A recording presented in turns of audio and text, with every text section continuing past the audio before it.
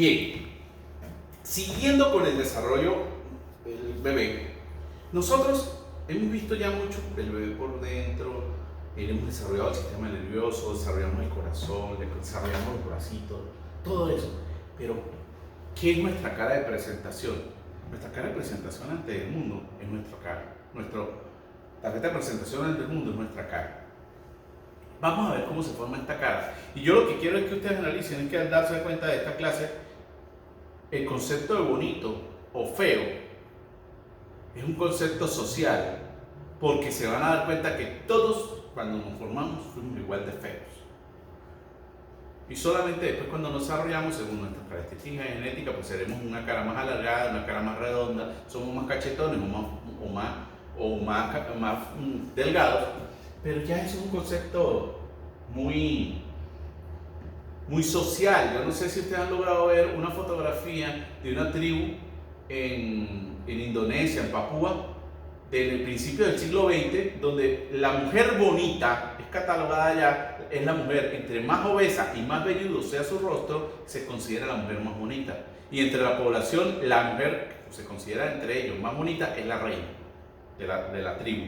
Y es un concepto, o sea, finales del siglo XIX, la mujer obesa era sinónimo de belleza y la mujer delgada era más bien rechazada. Un hombre le atraía a una mujer flaca o delgada.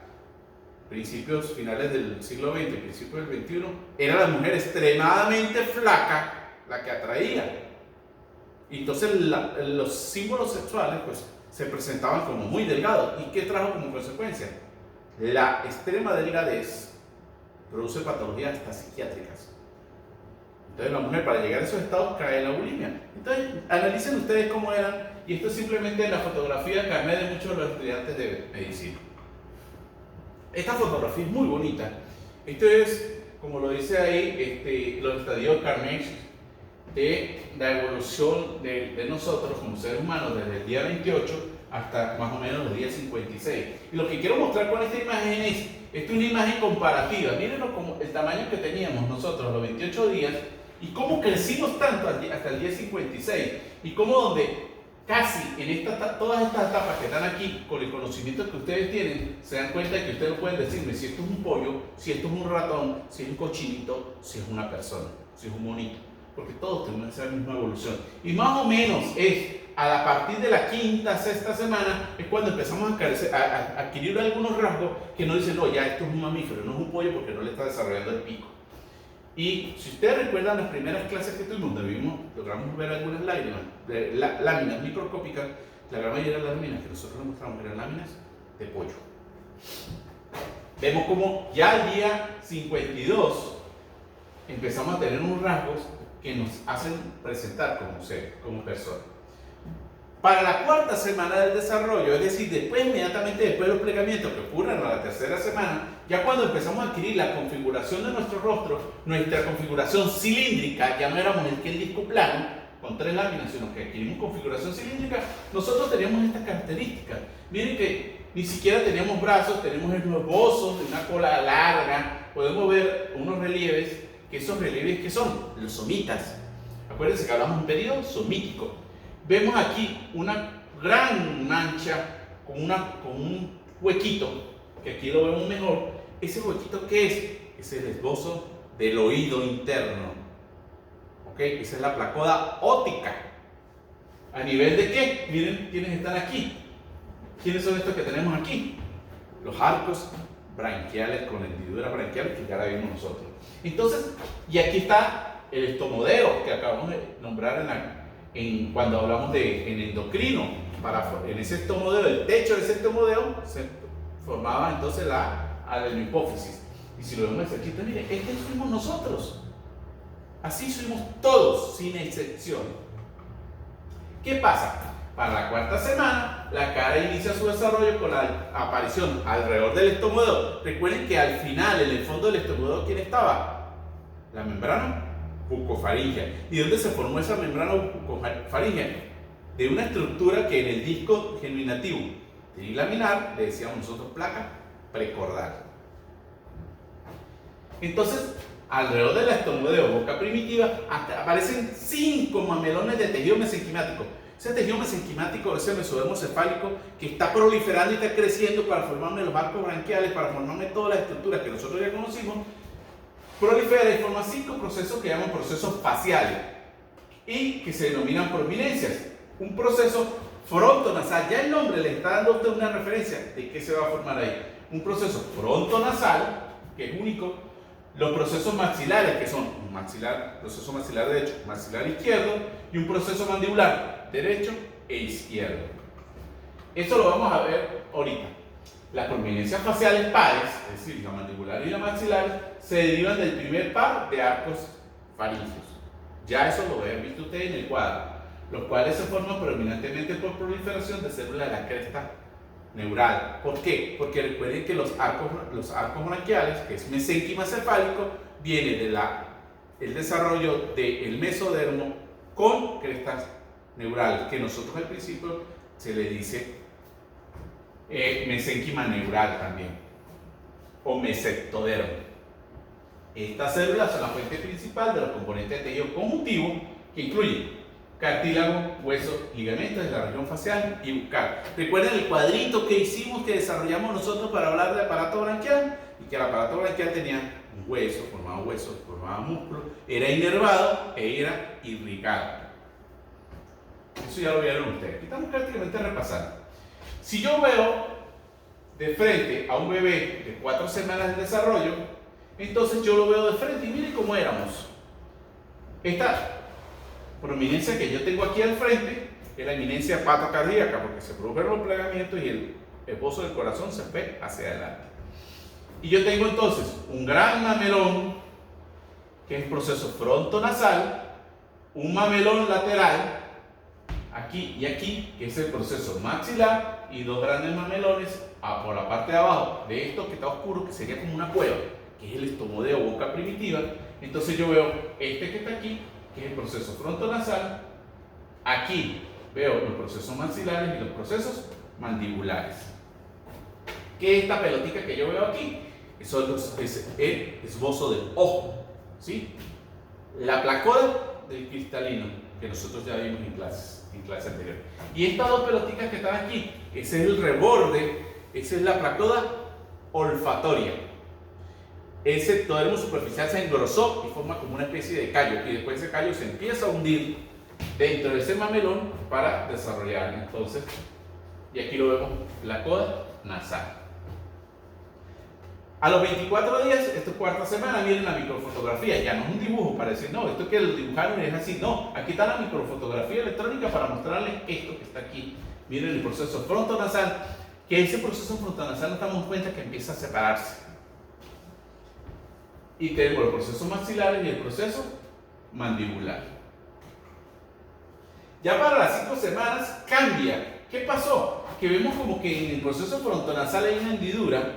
Las placodas olfatorias ya no están superficiales, sino que se empezaron a hundir, a profundizar, y vemos como 2 cuevitas ahí. Y es ese momento donde ya hablamos que el proceso frontonasal se empieza a transformar en el que queda entre las fosas, que está aquí la fosa nasal. Entonces la porción del proceso que queda aquí se llama proceso nasomediano, uno derecho y uno izquierdo, como una depresión grande entre ellos 2. Y la parte de arriba se va a llamar proceso frontal. Y el que queda por fuera de la placoda o de la fosa nasal lo vamos a llamar proceso nasolateral, tanto izquierdo como derecho. ¿Qué vemos también? Que los 2 procesos mandibulares se acercaron y se unieron en el centro. Pero muy temprano se empezaron a unir. Y los procesos, ¿qué pasa aquí? Que vemos como entre el proceso nasolateral y el proceso maxilar hay una depresión, hay una separación. Si lo vemos aquí de lado, lo vemos aquí. ¿Lo ven?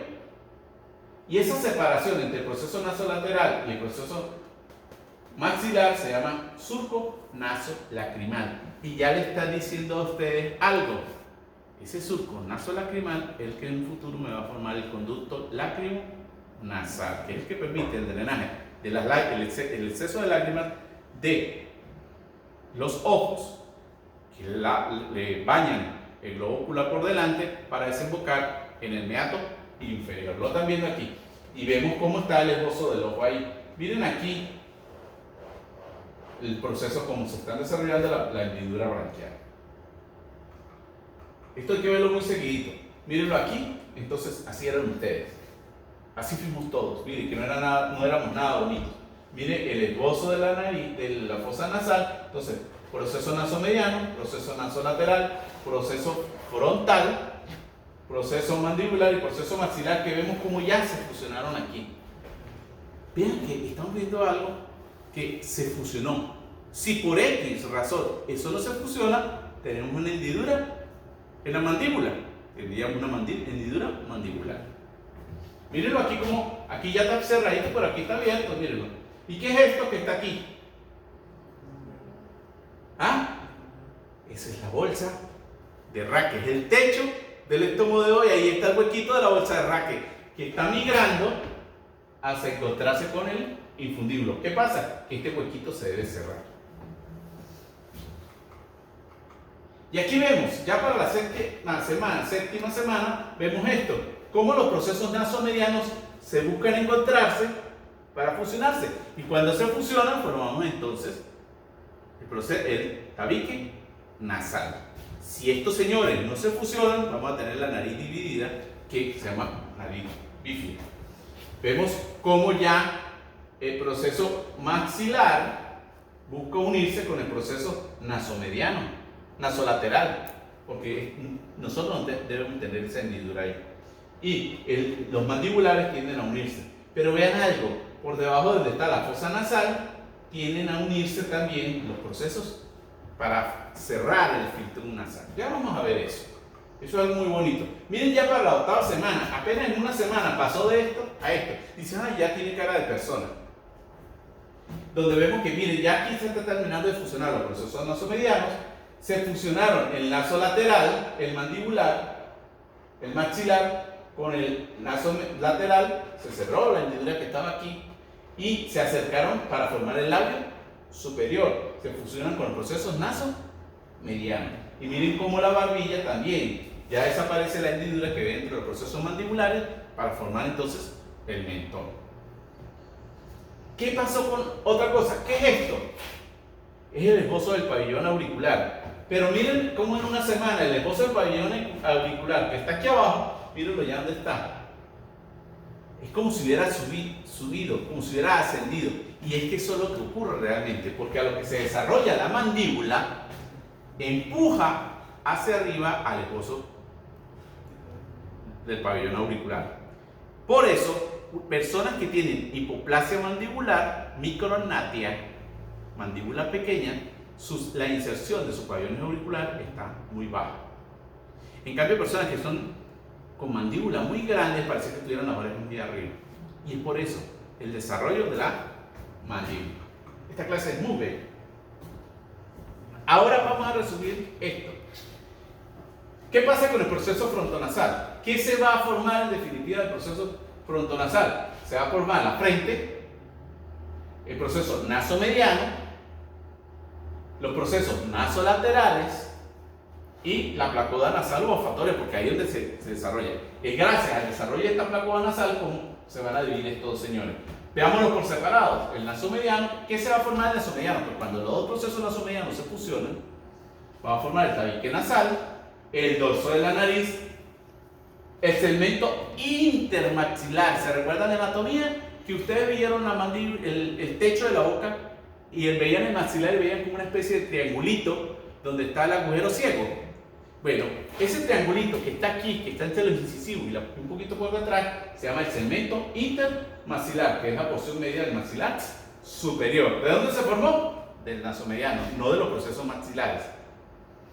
Se forma el filtrum labial, este que tenemos aquí. Si estos dos no se fusionan, hay una hendidura. Y eso es una anomalía. Y se forma, entonces, este segmento intermaxilar es lo que llamamos el paladar primario. Del proceso nasolateral, ¿qué se forma? Las alas de la nariz y el surco lagrimal. Bien, del maxilar, del proceso maxilar se forma junto con el naso lateral, el subconaso lacrimal, las paredes laterales del labio superior. ¿Por qué las laterales? Porque la porción central se forma del proceso naso mediano. Se forma atrás el paladar secundario, todo lo demás del paladar, y la parte superior de la mejilla. Y del proceso mandibular se forma la parte inferior de la mejilla, el mentón y el labio inferior. Por eso, vuelvo a lo que hablábamos al principio. No que somos bonitos, no que somos feos. Miren, debemos dar la gracia a Dios que somos como somos. Narizones o chatos, cachetones o calchupados, con la quijada grande o con la quijada chiquita, con la nariz torcida o con la nariz derecha. Pero miren todo lo que llevamos apenas empezando la clase y todo lo que tuvimos que pasar para ser como estamos. Entonces démosle gracias a Dios que por lo menos somos funcionales. ¿Cómo se forma la placa olfatoria? Pues recuerden que se forma un engrosamiento del ectodermo superficial que le llamamos placoda olfatoria. Esta placoda olfatoria entonces después se empieza a hundir en este mesénquima. ¿Qué es este reborde que está aquí? Ese reborde que está aquí es el prosencéfalo, que está muy cerca en ese momento por el desarrollo. Este prosencéfalo estimula a que estas células de la placoda olfatoria se hundan, se depriman para formarme la fosa nasal. Esta fosa nasal entonces se engrosa el ectodermo y a medida que se va engrosando y se va hundiendo en ese mesénquima, empieza a emitir las células por estímulos moleculares, empiezan a diferenciarse en células especializadas en la función olfatoria. Las células de este neuroectodermo se transforman en neuronas olfatorias. Por eso es que el nervio olfatorio no viene directamente como los demás nervios que hemos visto nosotros. Viene de una placoda dérmica, del dermectodermo, no viene del neuroectodermo. Y así vemos cómo entonces después se está formando ¿qué? El telencéfalo, y a nivel del diencéfalo entonces estas celulitas migran para formar las cintillas olfatorias para llegar hasta el bulbo olfatorio que se conecta directamente con el diencéfalo. Y tenemos una estructura muy primitiva. Me cantaron el cuentico de esto, vean los dibujitos y van a entenderlo fácilmente. No tienen una gran cosa que hacer. Aquí vemos la fosa, el proceso nasomediano porque se está formando la naricita. Y así. Si yo lo veo, vamos a verlo de lado. Con las fosas nasales, nosotros vemos aquí cómo se está produciendo la depresión de la fosa nasal, tratando de encontrarse con un esbozo, una evaginación del piso del diencéfalo, que serían el bulbo olfatorio. Y vemos aquí quién es este. Este es el paladar primario, aquí donde está el filtro. Y esta señora que está aquí es una división que existe entre la fosa nasal primitiva y la boca primitiva. Y a esa señora, aquí tenemos el estomodeo que es la boca primitiva, está la fosa nasal primitiva, y esta señora que está aquí la vamos a llamar la membrana buconasal. ¿Por qué? Porque está entre la boca y la nariz. ¿Y de dónde vino esta señora? Pues de la membrana bucofaringe, aquella membrana que teníamos para la cuarta semana y que se derivó de la placa procordal del disco germinativo trilaminar a la tercera semana. Vean cómo se está empezando a desarrollar un poquito más la nariz, la fosa nasal, y entonces ya esa membrana está cerrada ahí. Esa membrana se rompe para finales de la cuarta, principio de la quinta semana. Se debe romper la membrana bucofaringea, esa membrana, y va a formar una gran cavidad, una gran comunicación en el embrión. Y esa gran comunicación lo vamos a llamar coana primitiva. Y esto que está aquí es el paladar primario.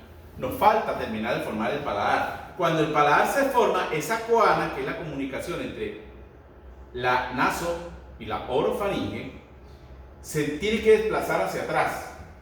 Y es cuando se forma el paladar secundario. Entonces, poco a poco, y vemos cómo el del techo de ese epitelio olfatorio empieza a emitir células especializadas, neuronas olfatorias, que van a buscar al bulbo olfatorio. Y aquí lo vemos. Cuando se forma el paladar secundario, este es el paladar primario, que es el mismo que está acá. Cuando se forma este paladar secundario, entonces la coana se va a desplazar hacia atrás y sería la coana definitiva. ¿Estos rebordes qué son? Los cornetes nasales. Ok, vamos a hablar ahora de la formación del paladar y aquí sí les agradezco que lo veamos con un poquito de calma. El desarrollo del paladar se inicia a la quinta semana de vida intrauterina. ¿Cuál es el primero que vemos nosotros? El paladar primario, que lo vimos del proceso nasomediano, ¿verdad? Y se forma por la fusión de dos componentes, el paladar primario y el paladar secundario. Y esta fusión empieza en la 9ª semana y se completa para la 12ª semana. Es decir, que está 9ª, 10ª, 11ª y 12ª semana. ¿Cuántas semanas tarda en cerrarse ese paladar? 4 semanas, donde pueden ocurrir muchas cosas. Pueden haber muchos agentes teratógenos que pueden actuar sobre la madre, que pueden llegar hasta el feto y pueden producir daño a ese nivel. Y entonces por eso es que la cara es tan susceptible a cualquier factor teratógeno. Y el paladar más todavía. Allá. Y se completa a la 12ª semana en la úvula, que es la parte más posterior. Ya lo vimos, el paladar primario se origina de la fusión de los procesos nasomedianos a la 5ª semana, con una masa de tejido mesodérmico recubierto por fuera del ectodermo y constituye unos elementos del segmento intermaxilar. Hasta ahí vamos bien. Pero el paladar secundario es el que se nos complica un poquito la cosa. El paladar secundario se forma de dos prolongaciones derivadas de los procesos maxilares. Pero ¿qué pasa? Imagínense que yo soy el paladar secundario, estas son las crestas palatinas. Para formar el paladar secundario definitivo debo estar en horizontal, pero si ustedes están viendo, esos dos brazos están colgando de forma vertical. ¿Por qué están en esta posición? Porque aquí en medio se está formando la lengua. Y debajo de la lengua se está formando ¿quién? El maxilar. Entonces, estas crestas palatinas se mantienen de esta posición. Cuando la lengua que se desarrolla la mandíbula y la lengua desciende, porque antes eran unos mamelones, como lo vamos a ver en las clases respectivas, y adquiere esa configuración alargada y plana que tiene la lengua, pues es como si se descendiera la lengua y entonces las crestas palatinas se hacen horizontales. Si esto no ocurre, pues queda así, va a quedar una abertura, claro. ¿Y cómo ocurre esta horizontalización? Aquí adelante yo tengo el paladar primario, entonces yo hago esto, me voy acercando y voy a empezar a fusionarme de adelante hacia atrás, o de decisión ventro-dorsal. Y me empiezo a hacer así, y me empiezo a fusionar primero con el paladar primario, y después me empiezo a fusionar entre ellas, entre las dos crestas palatinas, de atrás hacia adelante. Si recuerdan la lámina anterior, si recordamos la lámina anterior, decíamos, se completa a nivel de la úvula a la 12ª semana, atrás. Por eso, ¿cuál es la anomalía congénita más frecuente del paladar? La úvula dividida. Hay personas que tienen la úvula como dos campanitas. Y es simplemente que la fusión de las crestas palatinas no se completó. Si alguno recuerda la serie Big Bang Theory, uno de los complejos de Sheldon Cooper era que tenía una úvula bífida, por eso no le gustaba que nadie le viera la boca. ¿Por qué? Porque no se formó ese segmento. Y aquí lo vamos a ver. Entonces, se forma por dos prolongaciones, las crestas palatinas, que nacen en la superficie interna de los procesos maxilares, los cuales aparecen a la 6ª semana. La fusión se realiza en sentido antero-posterior, primero con el paladar primario, luego con el tabique nasal y por último ambas crestas entre sí. Entonces, paladar primario, paladar secundario. ¿Cuál es el paladar definitivo? Que es el que tenemos nosotros. El paladar definitivo se constituye al fusionarse el paladar primario con el paladar secundario. Los 2/3 anteriores de este paladar definitivo se osifican para formar el paladar duro. Tóquenselo ustedes en este momento con la lengua y se van a tocar que donde están los dientes es duro, porque es hueso. La porción posterior permanece como una placa tendinosa y se denomina paladar blando. Que yo puedo, para hacer así, lo puedo movilizar. Cuando yo voy a tratar de aguantar la respiración, ¿qué hago? Que también movilizo eso para que no entre agua por las fosas nasales directamente. Entonces es el paladar blando.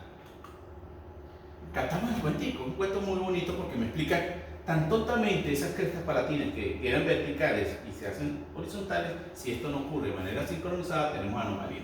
Miren, aquí está el cemento intermaxilar, el filtro labial, el cemento intermaxilar, y este es el que vieron ustedes en el cadáver, en el cráneo, cuando lo estudiaron y vieron el maxilar con el cemento intermaxilar, que es el paladar primario, y después vieron el paladar secundario. Todo este señor osificado se llama el paladar duro, paladar definitivo, su porción dura, y la porción posterior no la ven ustedes en el cráneo porque es tejido blando, músculo tendinoso que se degenera cuando muere. Aquí lo vemos poco a poco. Lo que yo quiero mostrarles, cómo ellas, el paladar primario se va acercando, el paladar secundario se va acercando hacia el paladar primario. Esto que está creciendo aquí es el tabique nasal. A partir de la fusión del proceso nasomediano, yo estoy viendo al bebé así. Lo estoy alumbrando por dentro con una linternita y le estoy viendo cómo se está desarrollando la naricita. Aquí vemos los huesos de los ojos, cómo se empieza a acercar, las crestas palatinas se empiezan a hacer horizontales, se van acercando, se fusionan primero con el cemento intermaxilar, se fusionan con el tabique nasal para cerrarse. Si ustedes se tocan el paladar con la lengua, sienten como en el centro una prominencia, que eso se llama la sutura intermaxilar, que es lo que les recuerdo a ustedes, que esos dientes estaban separados. Y así tenemos que para la 10ª semana ya ellos se encuentran fusionados, y para la 12ª semana o 12ª semana, pues tenemos que la parte posterior, la última fusionarse para formar la óvula.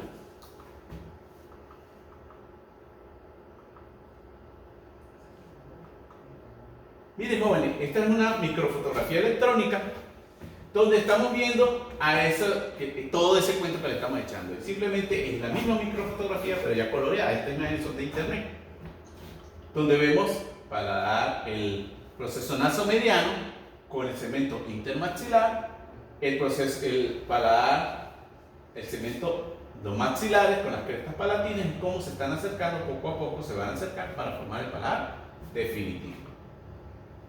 Otra imagen donde le estamos mostrando lo mismo. Esta imagen que está aquí es el esquemita de dibujo esquemático de este corte. Miren la lengua, que esto es lo que yo quería que ustedes vieran. Miren la lengua, miren el proceso nasomediano, y ven acá cómo están las crestas. Pero no pueden acercarse a las dos crestas, ¿por qué? Porque tengo la lengua aquí atravesada, muy gruesa. Nosotros no tenemos la lengua así desarrollada, y aquí está la mandíbula. Cuando la lengua crece, la mandíbula se desarrolla y forma el mentón, la lengua se aplana, entonces me queda espacio para que estas dos señoras se verticalicen, de vertical se hacen horizontales, se van horizontal y se empiezan a fusionar. Aquí se está fusionando con el cemento intermaxilar, se empiezan a fusionar con el tabique para formar el paladar definitivo. Mírenlo aquí tan bonito, miren cómo ya la lengua descendió, miren la mandíbula. La lengua descendió, ya no es redonda, sino empieza como a aplanarse, y dio chance para que las crestas palatinas se empiecen a fusionar. Y aquí ya, para la 12ª semana, a la 10 semanas, ya vemos cómo se está fusionando. Mire, todavía le falta un pedacito, ¿no? Todavía falta un pedacito aquí abajo, para que se termine de cerrar, porque ahí es donde está la óvula. Pero ya todo lo demás está fusionado.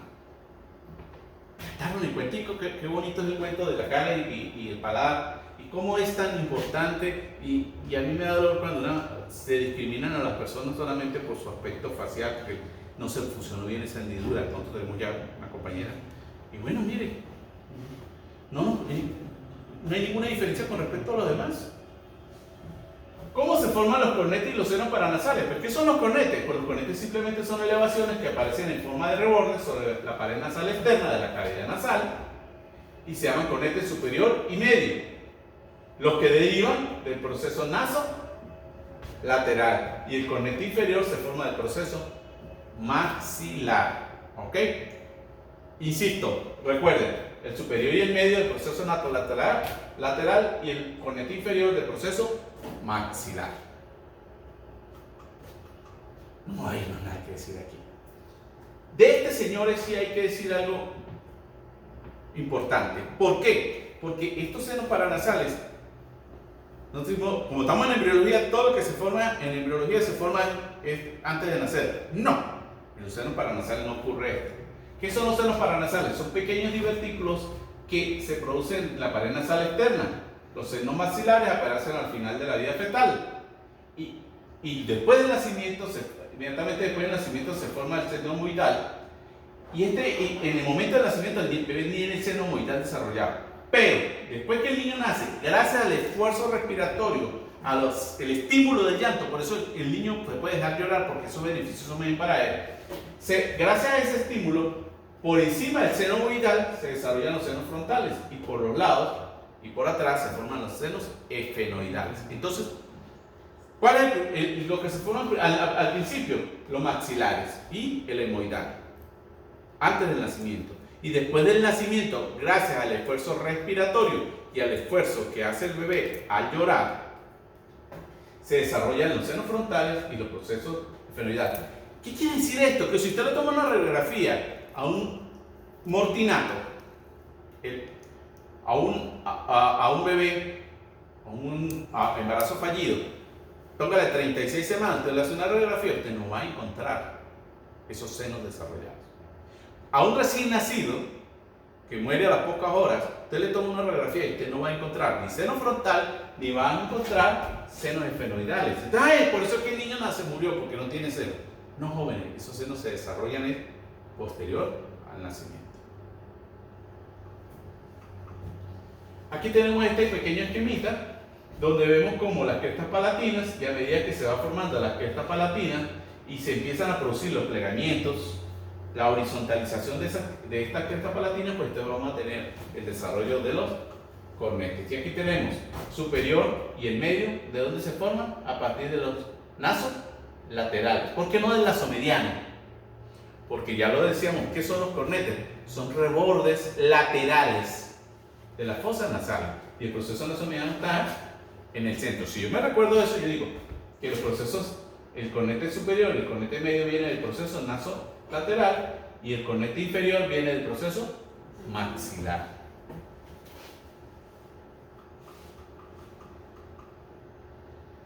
Y aquí hay otro elemento que no hemos nombrado, pero que ya como apareció en el dibujito hay que recordarlo, que es el cartílago de Meckel.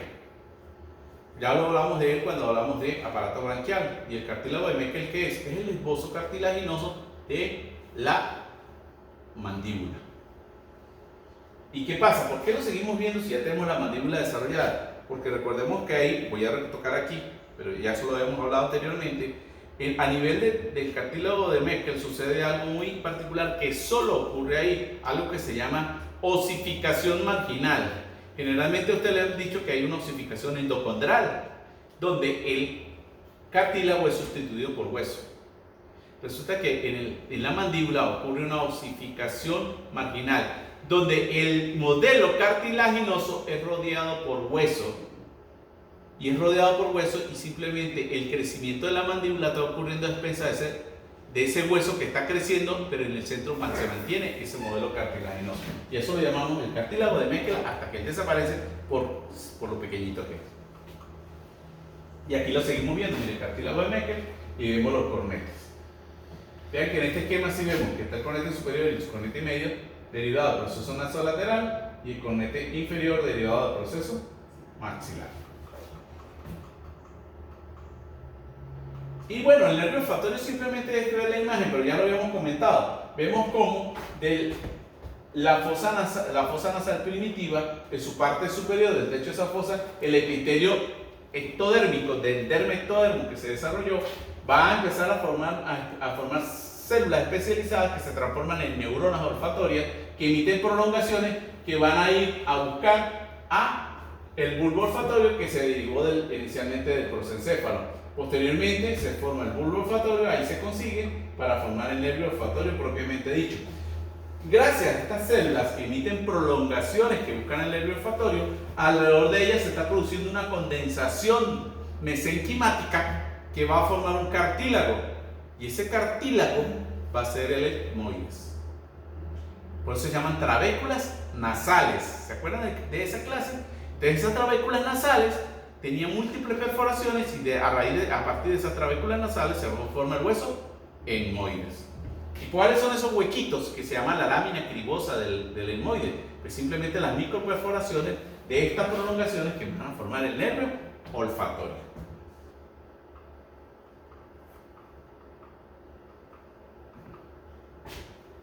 ¿Qué son los procesos faciales? Preguntas. Son proliferaciones mesenquimáticas recubiertas de ectodermo superficial. Muy bien. ¿Qué característica tiene el mesénquima de estos procesos faciales? Pues ¿qué característica tiene? Que es el mesénquima de la cara. Y habíamos dicho nosotros hace mucho tiempo que es el llamado mesectodermo o mesénquima cefálico. Y este mesénquima cefálico está formado por mesénquima más células de la cresta neural. ¿Cuántos procesos faciales hay? Hay 5, ¿verdad? Son 5. El frontonasal, 2 mandibulares y 2 maxilares. ¿Qué estructura embrionaria forma el paladar secundario? Estas son preguntas que pueden salir en un examen o en un quiz. Bueno, las crestas palatinas. ¿Cuál es la hoja germinativa que forma el nervio olfatorio? Todo el mundo asocia con nervio, neuroectodermo. No, es el ectodermo superficial de la pacoda nasal, es dermatodermo. ¿Quiénes conforman el segmento intermaxilar? Pues lo forman la parte media del labio superior, que es el filtro labial, la porción media del maxilar superior y el paladar primario.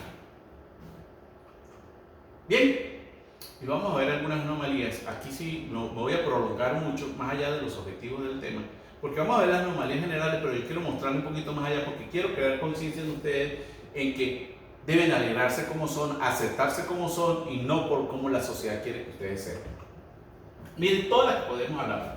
Hendidura media del labio superior, hendidura lateral del labio superior que puede ser uni o bilateral, hendidura media de la mandíbula, hendidura facial oblicua, hendidura transversa, microstomía, micronatia, prognatismo, agenesia del conducto nasolacrimal, estenosis del conducto nasolacrimal, que ya lo habíamos comentado cuando hablamos de globo ocular. Esto es como lo más básico, como para que ustedes entiendan, pero hay libros y libros solo de anomalías de cara. Constituyen con frecuencia parte de un complejo de malformaciones denominadas malformaciones de la región craneofacial, porque las anomalías faciales no aparecen solas, son un complejo, son múltiples y están asociadas a muchas otras cosas. Involucran alteraciones de diferentes sistemas y órganos, como el sistema nervioso central, cráneo, aparato respiratorio, aparato digestivo y aparato de la visión. ¿Por qué? Porque todo eso forma parte del complejo de la cara. Si yo tengo una alteración que me está afectando la región frontal, pues probablemente me está afectando también el ojo, porque el frontal forma parte del techo de la órbita. Si tengo una anomalía de las fosas nasales, pues obvio que tengo una anomalía del aparato respiratorio. De la boca tengo alteraciones del aparato digestivo. Por lo tanto, es un gran complejo de anomalía. ¿Cuál es la causa? Pues una alteración en el origen, proliferación o fusión de ese mesénquima que forman cada uno de los procesos faciales. Puede ser que esté normal, se forme bien, pero prolifere mal. O proliferó bien, pero no se fusionó como debería fusionarse. Entonces, por eso se dice alteración del origen, de la proliferación o la fusión de este mesénquima. Y esto es lo que vamos a ver. Miren esta microfotografía de un fetico de más o menos como de 6 a 7 semanas. Y ya ese fetico tiene una alteración en su labio superior. ¿Lo ven? ¿Qué tiene? Pues tiene una hendidura labial. Esta fotografía es una hendidura labial unilateral, completa, donde nosotros estamos viendo por qué dice que es unilateral, porque no está en el centro. Y si no es en el centro,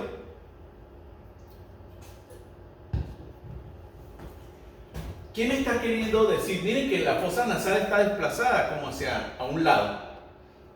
Yo veo una fosa derecha y veo una fosa izquierda, e inclusive yo puedo ver un tabique. ¿Quién falló aquí? ¿El proceso nasomediano? No, falló fue este señor que está aquí, el maxilar. Por eso es unilateral, porque tiene un solo lado. ¿Por qué es completa? Porque es una hendidura del labio, pero también del paladar. Porque vean cómo yo puedo ver el fondo, cómo el paladar está abierto. Por eso es completa. Porque si no fuera hendidura labial unilateral, simplemente, simple, porque sería solamente el labio, pero el paladar se encuentra afectado. Miren esta otra niña, vean la nariz, vean sus fositas nasales, pero es de un solo lado. Esta está del lado izquierdo y esta está del lado derecho. Y vean cómo los dientes están deformados. Entonces, aquí hay una hendidura labio-palatino. Unilateral, porque puede ser bilateral. O puede estar en el centro. Entonces, dependiendo de qué es lo que estamos hablando, hay la alteración. Aquí, ¿qué pasó aquí? Hay una falta de fusión del proceso maxilar con el proceso nasomediano de un lado. O puede ser que sea de los dos lados. Entonces vemos la hendidura aquí, una hendidura aquí, un pedacito de tejido aquí. Mírenla aquí. ¿La ven acá? Esta es una hendidura labial bilateral. Veo el tabique nasal, por lo tanto, el proceso nasomediano está bien. Pero no se fusiona el nasomediano con el mandíbula maxilar de un lado ni con el otro. Y vean cómo se forman. Aquí tenemos el paladar primario. Es completico. Miren esta bebé. Acuérdense esta foto, ya la vamos a ver. Esta es una hendidura labial bilateral. Si lo vemos en el esquema y le viéramos la mandíbula, pues veríamos esto así. ¿Ok? Que puede estar acompañada con anomalías. Generalmente está acompañada con anomalías del paladar. Entonces, anomalías labial, labio-palatino. ¿Ven? Entonces, esta sería una hendidura labial, labio-palatina lateral. Miren, porque de un lado no está en el centro, pero completa. Pueden ser solamente anterior, puede ser posterior nada más o completa. Todo dependiendo de qué zona de las crestas palatinas no se fusionó. Si se fusionó, faltó fusión adelante, sería anterior. Si faltó fusión atrás, por ejemplo, la úvula bífida, sería una hendidura labial posterior, o en este caso, no se fusionó en ninguna parte, entonces sería completa. ¿Ven acá? Que la parte anterior se fusionó, pero la posterior no. Pero es en el paladar blando, ¿no? El duro se mantiene. Aquí miren, completa. Pero la porción anterior, el segmento intermaxilar, está bien. ¿Ven? Aquí miren cómo está la úvula como dividida. Una úvula bífida. Entonces todo esto es bueno entenderlo porque hay diferentes grados de afectación. Miren este esquema de esta que está aquí, que es completa, miren. Se va hacia un lado. Este es unilateral, esta es la bilateral. Miren cómo, vista del lado del paladar, está abierta. Y miren dónde está el tabique nasal. Entonces, dependiendo de eso, va a ser más o menos compleja la recuperación de estos casos. Miren esta, labiopalatina medial. ¿Qué falló aquí? Miren que no estamos viendo parte del tabique, pero ¿qué pasó aquí? Que no se formó el proceso nasomediano, el filtrum, y como no hay filtrum, pues el proceso maxilar quiso llegar, pero no encontró con quién es la persona que tenía que estar en el centro, que es el filtrum. Entonces, como no hay filtrum, ¿qué estamos viendo aquí? Parte del tabique y un muñón de tejido ahí atrás. Mírenlo aquí. Miren que aquí va como parte del tabique, pero no tenemos una hendidura mucho más grande, por lo tanto la deformidad dental es mayor. ¿Se recuerdan la fotografía que yo les puse primero? Dije, recuerden esta. Esta fotografía la pongo yo siempre y yo la encontré en internet porque miren qué bello es. Miren la sonrisa de esa bebé antes de la cirugía, después de algunas cirugías y ya cuando, me imagino que esta niña debe tener como unos 5 o 6 años ya. ¿Cómo cambió? ¿Y cómo se logra esto? Eso se logra gracias al trabajo en equipo multidisciplinario, donde están foniatras, porque le tienen que enseñar a la niña a hablar bien, donde está el otorrino, porque hay que recuperar esa naricita, donde está el cirujano maxilofacial, generalmente son cirujanos pediatras que se dedican a esta área, y está el cirujano plástico. Y no es una cirugía, son múltiples cirugías. Y el odontólogo, porque estos niños que están aquí en estas etapas, son niños que le hace el odontólogo, el odontopediatra, unas prótesis especiales que le sustituyen el paladar, pero que han encontrado que cuando se coloca esa prótesis, en etapas muy tempranas del niño, poco después del nacimiento, estimula el crecimiento del paladar y logran que el tejido logre acercarse hasta llegar casi a fusionarse, donde entonces el trabajo de reconstrucción es más fácil para ellos. No es fácil, pero es menos difícil, pues. Y miren cómo se puede recuperar esto. Y yo digo, el personal de salud más importante para llegar a este resultado satisfactorio son los padres. Yo he tenido la oportunidad de trabajar, de atender niños con parálisis cerebral, y lo primero que hago es felicitar a los padres. Porque si ese niño logra caminar, ese niño logra al menos expresarse en pocas o muchas palabras, es gracias a la persistencia y a la insistencia de esos padres, porque esto no son cosas de un día, no es cosa de un solo especialista, son múltiples consultas, múltiples especialistas, múltiples cirugías, muchos recursos que deben estar aquí, pero esta es la satisfacción final. Y estos son los padres que nosotros debemos estimular y que ustedes como futuros médicos deben estimular y no verlo como el futuro, la futura gallinita de los huevos de oro que yo puedo conseguir para hacer dinero. No. Yo tuve la oportunidad de conocer a una profesora de la Facultad de Cirugía Pediátrica, la doctora María Cristina, que tenía esta satisfacción. Ella hacía reconstrucciones de este tipo. Y había en el hospital un equipo multidisciplinario de alto nivel que se encargaba de esto, y en el hospital, no lo hacían en el medio privado, lo hacían en el hospital. Y recuperaban muchos niños así. Lamentablemente, pues, ese equipo se acabó. Quiero mostrarles algo que no es parte de la materia, pero yo quiero que ustedes crear un poquito de conciencia, ya que están viendo esto en los videos y en las clases. Miren esto. Existen anomalías faciales muy graves, muy severas, pero que pueden ir desde esto. Esta es una clasificación, no se preocupen por buscarla, que es de cierto tipo 3. Miren, la fosita nasal de ese niño. Esos padres se acomplejan y a veces esconden a esos niños, no quieren que los vean por tabú, porque fue que miró la luna, porque vio el vecino y tal eso. Miren ya esta más grave, donde el niño tiene anomalías oculares muy severas, y esto se acompaña de anomalías del sistema nervioso y se acompaña de anomalías del sistema respiratorio y hasta cardiovascular, porque recuerden que el esbozo del corazón en la placa cardiogénica se formó por delante de la placa procordal, y después se produjo el desplazamiento y se ubica por debajo de esa boca primitiva como la eminencia patocardíaca. O sea, tiene mucha cercanía. Miren esta, donde el niño tiene casi que, miren el globo ocular donde se encuentra suspendido, porque no hubo fusión del proceso maxilar con el lazo mediano. Esta es una hendidura facial. Esta imagen las encontré yo y quise colocarla porque miren este niño con una especie de apéndice aquí, obvio que generalmente se acompañan de anomalías de los pabellones auriculares. En este caso no, pero miren el apéndice como cuelga acá. Un tejido que quiso como regenerarse. Esto no tiene que ver, pero sí tiene que ver porque ustedes se pueden conseguir en el hospital con niños caminando por ahí para las consultas en pediatría, neurología, neurocirugía. Síndrome de Cruzón, vean las características faciales típicas de estos pacientes que tienen retracción del maxilar, como la cara hundida, porque hay una retracción del maxilar superior. Esa retracción, inclusive afectando también hasta el malar, hace que el piso de la órbita esté como hundido y da la impresión que tiene los ojos grandes. No tiene los ojos grandes, es que la órbita es pequeña. Y tiene un pseudopronatismo, da la impresión de que tiene la quijada prominente. No, la quijada es normal, la mandíbula es normal, lo que tiene hundido la parte superior. De una sola anomalía, que es la del maxilar, da esta configuración. ¿Qué pasa? Que esto trae acompañado de retardo psicomotor, porque tienen alteraciones. ¿Qué pasó aquí? Una fusión prematura de la sutura sagital, metópica y coronal. Eso es óseo, pero lo estamos viendo en cara y lo podemos ver en nervioso. Y lo ven los residentes de oftalmología cuando ven las clases conmigo. Es autosómica dominante, donde hay una mutación del factor de crecimiento fibroblástico.